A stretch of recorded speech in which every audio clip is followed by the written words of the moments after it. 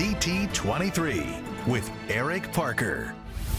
Good morning. Thank you for being with us. Police and fire departments across the country and across Connecticut are in crisis right now. There's just not enough police officers or firefighters to fill the number of positions needed to keep our cities and towns safe.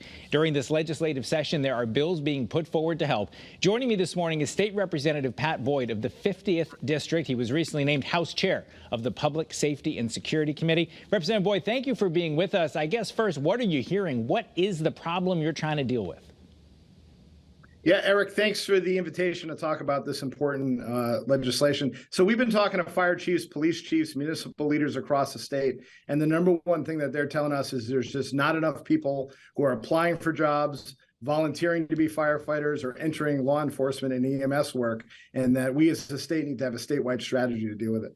And so as you move into the early days of this session, what are some of the things being considered? I know we have a lot to unpack on this overall topic, but what's the idea? What are the things you're looking at? Yeah, so there's both a short-term strategy, the low-hanging fruit, if you will, things that we can do now in the next year. And then there's the long-term strategy. What can we do in 5 years, 10 years, and 15 years?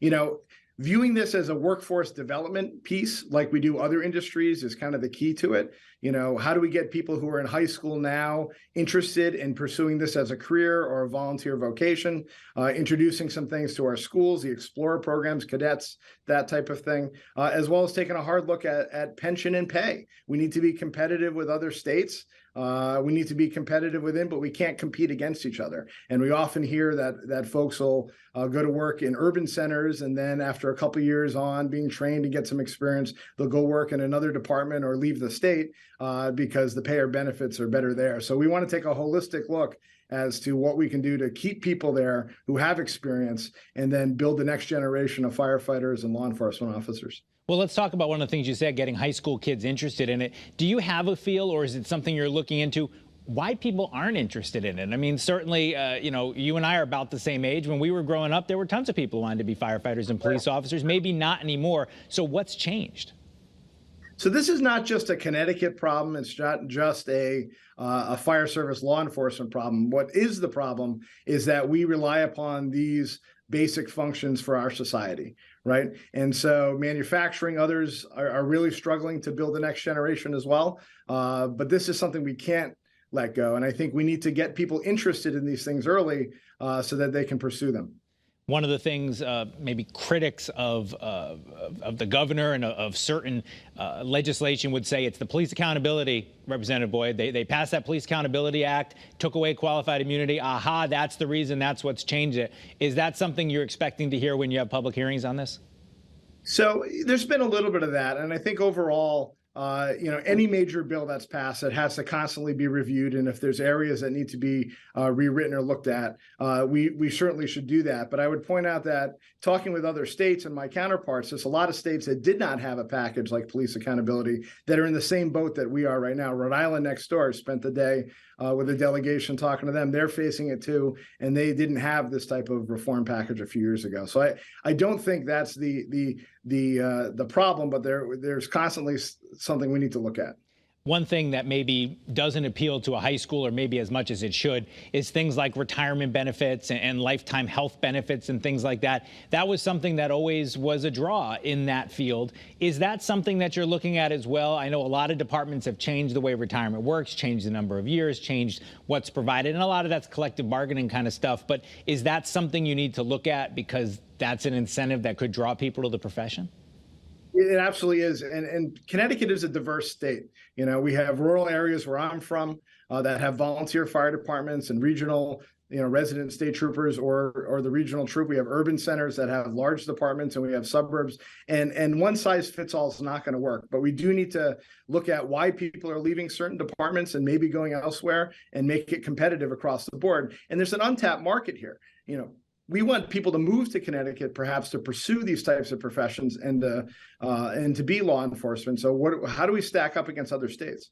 The other thing you could look at, I guess, is if retirement's on the back end, the testing to get in is on the front end. We've seen some proposals, some met with criticism, that talk about the idea of maybe relaxing some of the standards, whether it be for a written test or a background check, or even the proposal maybe that the physical fitness test for firefighters needs to change to make it more fair for female applicants. Are those things things that might be on your list of things that could be done quickly? And should there be some concern about changing some of those entrance requirements? Yeah, the overall concern is, right, these are jobs that have hazard to them. The people that enter these professions know that there's a risk to them. So we want to have standards to make sure that the right people are there and that they're safe. So our goal is not to lower the standards. And I think some of the proposals that are out there came from a good place, but they're not achieving that goal. And the stakeholders are not behind them. So I don't see that bill going forward. But I think everything needs to get looked at, but we don't want to lower our standards because it is such a hazardous and necessary position. Your committee has a reputation over the years for being one where there is some bipartisanship. It's something that obviously matters to every single citizen in Connecticut, their safety and their public safety and security. Where do you move in a democratically controlled legislature to bring in both parties and have input from the stakeholders, like you say? What's the process we'll see playing out as we move into the session here? Yeah, so we've worked as a team, our ranking members. One of them is an active duty police officer. My vice chair is a police officer in Waterbury. I'm a volunteer firefighter. My co-chair has some experience in this area as well. And I think we're trying to put together a package that will have bipartisan support. We'll have the support of the governor's office who we're talking to, because everybody recognizes that this is an issue. And it's a problem now. We want to make sure it doesn't become a crisis in 5 years and we're not able to respond to calls, which the public expects. And last question for you. You've seen this, nationwide. Is there you mentioned talking to people in Rhode Island. We have about 30 seconds left. Is that part of this shotgun approach? See what else other people are doing?